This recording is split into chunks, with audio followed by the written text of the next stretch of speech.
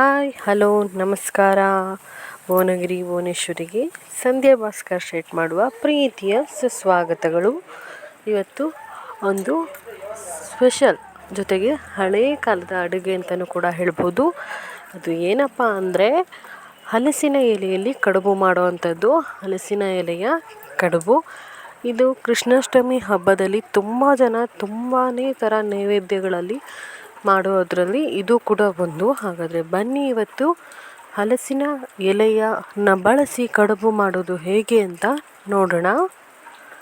ಅದಕ್ಕೂ ಮೊದಲು ನೀವು ಇದೇ ಫಸ್ಟ್ ಟೈಮ್ ನನ್ನ ಚಾನಲ್ನ ನೋಡ್ತಾ ಇದ್ದರೆ ಪ್ಲೀಸ್ ಸಬ್ಸ್ಕ್ರೈಬ್ ಆಗಿ, ಹಾಗೆ ಪಕ್ಕದಲ್ಲಿರುವಂಥ ಬೆಲ್ಲೈಕನ್ನು ಕೂಡ ಒತ್ತಿ ಅದರಲ್ಲಿ ಆಲ್ ಅನ್ನೋದನ್ನ ಒತ್ತೋದ್ರಿಂದ ನಾನು ಹಾಕುವ ಹೊಸ ಹೊಸ ರೆಸಿಪಿ ವಿಡಿಯೋಗಳು ನಿಮಗೆ ನೋಟಿಫಿಕೇಷನ್ ಮೂಲಕ ಬಂದು ಸೇರುತ್ತೆ.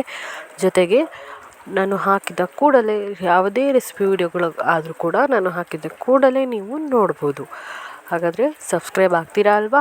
ಜೊತೆಗೆ ನಿಮ್ಮ ಫ್ಯಾಮಿಲಿ ಫ್ರೆಂಡ್ಸ್ ಜೊತೆಗೆ ಶೇರ್ ಮಾಡಿ, ಜೊತೆಗೆ ಲೈಕ್ ಮಾಡಿ, ಕಾಮೆಂಟ್ ಕೂಡ ಮಾಡಿ. ಹಾಗಾದರೆ ಬನ್ನಿ ಇವತ್ತಿನ ಹಲಸಿನ ಎಲೆಯ ಕಡುಬು ರೆಸಿಪಿಯನ್ನು ಸ್ಟಾರ್ಟ್ ಮಾಡೋಣ. ಮೊದಲಿಗೆ ಹಲಸಿನ ಎಲೆಯನ್ನು ಯಾವ ಥರ ಪ್ರಿಪೇರ್ ಮಾಡ್ಕೊಳ್ಳೋದು ಅಂತ ನೋಡೋಣ ಬನ್ನಿ. ನೋಡಿ, ಇಲ್ಲಿ 4 ಎಲೆಗಳನ್ನು ತೊಗೊಂಡಿದ್ದೀವಿ. ಈ ಥರ ಒಂದರ ಮೇಲೆ ಒಂದು ಎಲೆಯನ್ನು ಇಟ್ಟು ಒಂದು ಕಡ್ಡಿ ಸಹಾಯದಿಂದ ಈ ಥರ ಪಿನ್ ಮಾಡ್ಕೋಬೇಕಾಗತ್ತೆ. ಆದಷ್ಟು ಕಡ್ಡಿ ಹೊರಭಾಗದಲ್ಲಿ ಬರೋ ಥರ ನೋಡಿಕೊಂಡು ನೋಡಿ ಈ ಥರ ಪಿನ್ ಮಾಡ್ಕೋಬೇಕು. ನಮ್ಮಮ್ಮ ತೋರಿಸ್ತಿದಾರಲ್ವ, ಇದೇ ಥರ ಮಾಡಿಕೊಂಡ್ರೆ ನಿಮಗೆ ಹಲಸಿನಕಾಯಿ ಕಡುಬು ಮಾಡೋದಕ್ಕೆ ತುಂಬಾ ಚೆನ್ನಾಗಿ ಆಗುತ್ತೆ.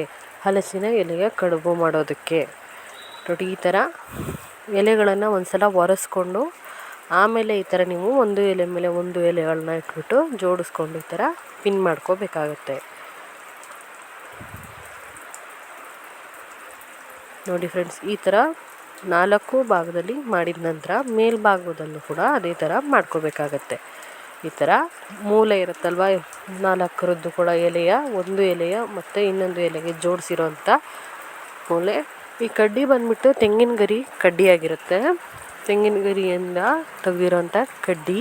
ನೀವು ತೆಂಗಿನ ಗರಿ ಕಡ್ಡಿ ಸಿಗಲಿಲ್ಲ ಅಂದರೆ ಬಿದಿರಿನ ಕಡ್ಡಿ ಇದ್ದರೂ ಕೂಡ ಯೂಸ್ ಮಾಡ್ಬೋದು. ಅದರಿಂದ ಕೂಡ ತುಂಬ ಚೆನ್ನಾಗಾಗುತ್ತೆ ಈ ಥರ ಪಿನ್ ಮಾಡೋದಕ್ಕೆ.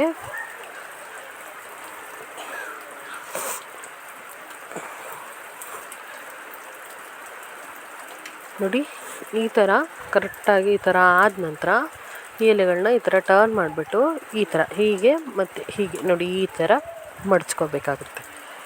ಈ ಥರ ಮಡಚ್ಬಿಟ್ಟು ಈ ಥರ ಮೇಲ್ಭಾಗದಲ್ಲಿ ಒಂದು ಕಡ್ಡಿಗಳನ್ನು ಚುಚ್ಕೋಬೇಕು. ನೋಡಿ ಲೋಟಸ್ ಶೇಪಾಗಿ ಈಗಾಗಲೇ ಬಂದ್ಬಿಡ್ತೋದು ಅಲ್ವಾ? ಇದೇ ಥರ ನೀವು ಪಿನ್ನ ಮಾಡ್ಕೋಬೇಕಾಗತ್ತೆ.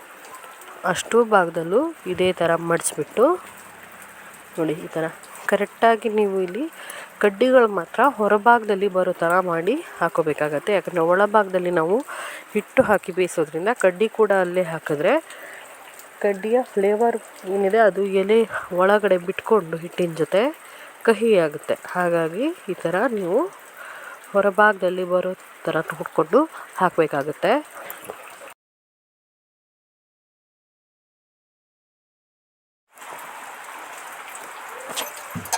ನೋಡಿ ಈಗ ಇನ್ನೂ ಉಳಿದಿರೋಂಥ ಸೈಡ್ಗೂ ಕೂಡ ಪಿನ್ ಮಾಡ್ತಾ ಇದ್ದೀವಿ.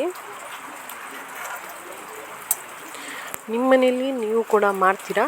ಮಾಡೋದಿದ್ರೆ ಯಾವ ಥರ ಕೊಟ್ಟೆಗಳನ್ನು ಪ್ರಿಪೇರ್ ಮಾಡ್ಕೋತೀರಾ ಅಂತ ಕಮೆಂಟಲ್ಲಿ ನಮಗೂ ಕೂಡ ತಿಳಿಸಿ.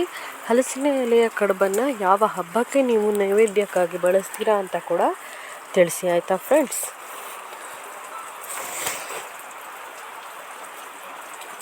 ಇದೇ ಥರ ಹಳೆ ಕಾಲದ ಅಡುಗೆಗಳು ನಿಮಗೆ ಬೇಕು ಅಂತಾದರೆ ಪ್ಲೀಸ್ ಲೈಕ್ ಮಾಡಿ. ಆಗ ನನಗೂ ಕೂಡ ಒಂದು ಗೊತ್ತಾಗುತ್ತೆ ನಾನು ಯಾವ ಥರದ ಅಡುಗೆಗಳನ್ನು ನಿಮ್ಮ ಜೊತೆ ಶೇರ್ ಮಾಡ್ಬೋದು ಅಂತ. ಪ್ಲೀಸ್ ನೀವು ಲೈಕ್ ಮಾಡೋದನ್ನ ಮಾತ್ರ ಮರಿಬೇಡಿ. ಜೊತೆಗೆ ವಿಡಿಯೋನ ಪೂರ್ತಿ ನೋಡಿ, ಎಲ್ಲೂ ಸ್ಕಿಪ್ ಮಾಡ್ದೇನೆ.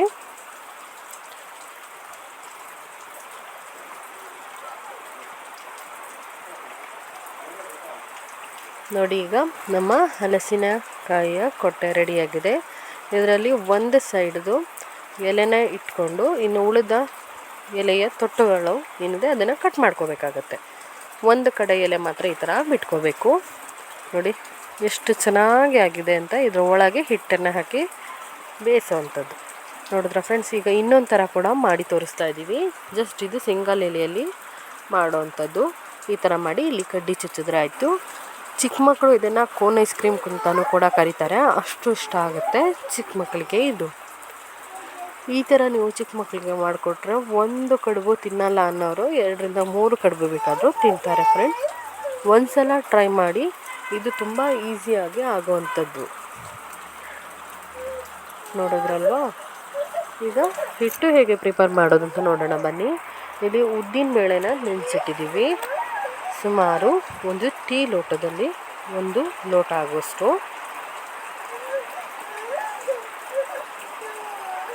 ನೋಡಿ, ಈ ಲೋಟದಲ್ಲಿ 1 ಲೋಟ ಆಗುವಷ್ಟು ನಾನು ಇಟ್ಟಿರೋವಂಥದ್ದು ಉದ್ದಿನ ಬೇಳೆನ ಸುಮಾರು 4 ತಾಸುಗಳ ಕಾಲ ನೆನೆಸಿಟ್ಟಿದ್ದೇನೆ. ಇದನ್ನು ತುಂಬ ನಯವಾಗಿ ರುಬ್ಕೊಳ್ಳೋಣ. ಈಗ 4 ತಾಸು ನೆನೆಸಾಗಿದೆ. ನೋಡಿ, ಈ ಥರ ನಯವಾಗಿ ರುಬ್ಕೊಂಡಿದ್ದೀವಿ. ಇಷ್ಟು ನಯಸ್ಸಾಗಿ ರುಬ್ಕೊಳ್ಳೋ ಅಂಥದ್ದು. ಈಗ ಇದನ್ನೆಲ್ಲ ಒಂದು ಪಾತ್ರೆಗೆ ರುಬ್ಬಿ ಹಾಕ್ಕೊಂಡಿದ್ದೀನಿ. ಇಷ್ಟು ಹಿಟ್ಟು ಆಗಿದೆ. ಇದಕ್ಕೆ ನಾವೀಗ ಅಕ್ಕಿ ರವೆಯನ್ನು ಹಾಕಿ ಕಲಿಸ್ಕೊಳ್ಳೋಣ. ರವೆನ ಹಾಕ್ಕೊಂಡು ಮಿಕ್ಸ್ ಮಾಡೋವಂಥದ್ದು. ರವೆಯಲ್ಲಿ 1 ಲೋಟ ಅಂದರೆ 1 ಟೀ ಲೋಟದಷ್ಟು ನೀವು ಉದ್ದಿನ ಬೇಳೆನೇ ನಾನು ತೋರಿಸೋದಲ್ಲ, ಆ ಲೋಟದಲ್ಲೇ ನೀವು ನೆನೆಸಿಟ್ಟಿದ್ರೆ ಸುಮಾರು ಇದಕ್ಕೆ 3 ಲೋಟ ಆಗೋಷ್ಟು ಅಕ್ಕಿ ರವೆ ಹಾಕಿದ್ರೂ ಕೂಡ ಹಿಡಿಯುತ್ತೆ. ಅಕ್ಕಿ ರವೆಯನ್ನು ಹಾಕಿಬಿಟ್ಟು ಚೆನ್ನಾಗಿ ಮಿಕ್ಸ್ ಮಾಡ್ಕೊಳ್ಳಿ. ಚೆನ್ನಾಗಿ ಈ ಥರ ಮಿಕ್ಸ್ ಮಾಡಿಕೊಂಡು ಫುಲ್ ನೈಟ್ ನೀವು ನೆನೆಯೋದಕ್ಕೆ ಬಿಡಬೇಕು.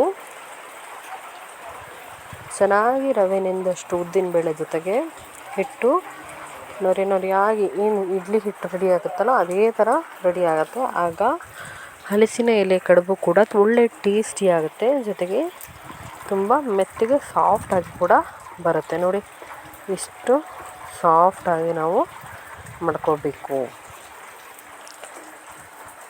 ಈಗ ಓವರ್ ನೈಟ್ ಬಿಟ್ಬಿಡೋಣ ಈ ಹಿಟ್ಟನ್ನು.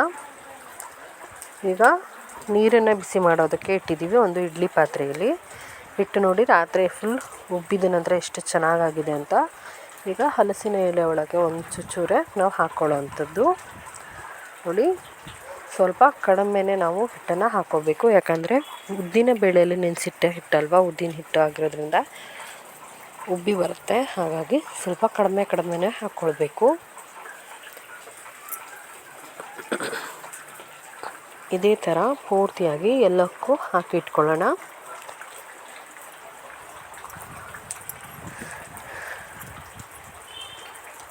ರುಚಿಗೆ ತಕ್ಕಷ್ಟು ಉಪ್ಪನ್ನು ಕೂಡ ನಾನು ಆಗಲೇ ಹಿಟ್ಟಿಗೆ ಹಾಕಿದ್ದೆ ಫ್ರೆಂಡ್ಸ್. ಹಾಗಾಗಿ ಉಪ್ಪು ಹಾಕಿರೋ ವಿಡಿಯೋ ಸ್ಕಿಪ್ ಆಗಿದೆ.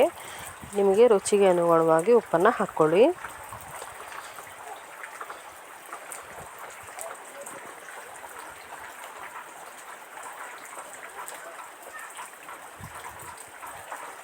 ಇದೇ ಥರ ಉಳಿದಿರೋಂಥ ಎಲ್ಲ ಕೊಟ್ಟೆಗಳಿಗೂ ಕೂಡ ಹಿಟ್ಟನ್ನು ಹಾಕ್ಕೊಳ್ಳೋ ಅಂಥದ್ದು. ಈಗ ನಾವು ಸಿಂಗಲ್ ಎಲೆಯಲ್ಲಿ ಮಾಡಿಟ್ಟಿದ್ವಲ್ಲ ಅದಕ್ಕೂ ಕೂಡ ಅದೇ ಥರ ಹಾಕಿಬಿಟ್ಟು ಇಟ್ಕೊಂಡು ಈಗ ಇಡ್ಲಿ ಪಾತ್ರೆಯಲ್ಲಿ ಇಟ್ಟು ಬೇಯಿಸ್ಕೊಳ್ಳೋಣ.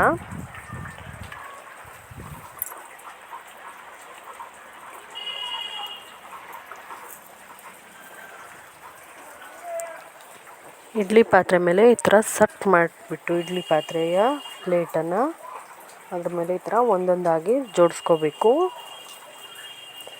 ಒಂದೊಂದಾಗಿ ಜೋಡಿಸ್ಕೊಂಡು ಕನಿಷ್ಠ ಒಂದು 15-20 ನಿಮಿಷ ನೀವು ಮೀಡಿಯಮ್ ಫ್ಲೇಮ್ನಲ್ಲಿ ಇಟ್ಟು ಬೇಯಿಸಿದ್ರೆ ಹಲಸಿನ ಎಲೆಯ ಕಡುಬು ರೆಡಿಯಾಗುತ್ತೆ ಫ್ರೆಂಡ್ಸ್. ನೋಡಿ, ಪೂರ್ತಿಯಾಗಿ ನಾನು ಸೆಟ್ ಮಾಡಿ ಇಟ್ಕೊಂಡಿದ್ದೀನಿ.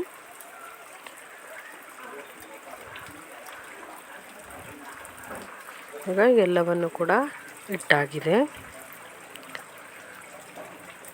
ಈಗ ಒಂದು ಮುಚ್ಚಳನ ಮುಚ್ಚಿ ಬೇಯಿಸ್ಕೊಳ್ಳೋಣ.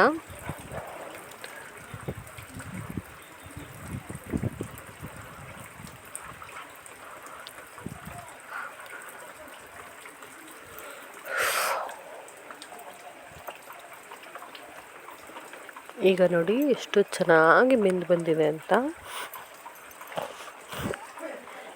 ಇದೇ ಫಸ್ಟ್ ಟೈಮ್ ನೀವು ನನ್ನ ಚಾನಲ್ನ ನೋಡ್ತಾಯಿದ್ರೆ ಸಬ್ಸ್ಕ್ರೈಬ್ ಆಗಿ. ನೋಡಿ, ಈಗ ಒಂದು ತೆಗೆದು ಕೂಡ ತೋರಿಸ್ತಿದ್ದೀನಿ. ಕಡ್ಡಿನ ಓಪನ್ ಮಾಡಿಬಿಟ್ಟು ನೋಡಿ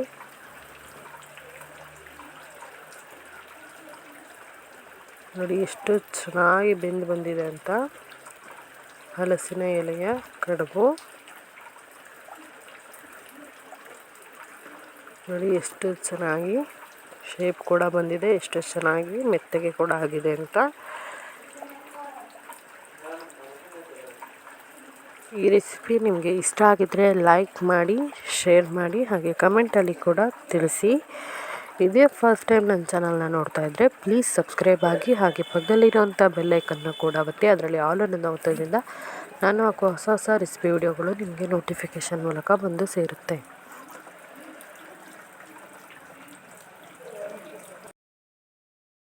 ಇದೇ ಥರದ ಈಸಿ ರೆಸಿಪಿಗಳಿಗಾಗಿ ಪ್ಲೀಸ್ ಸಬ್ಸ್ಕ್ರೈಬ್ ಆಗೋದನ್ನ ಮರಿಬೇಡಿ.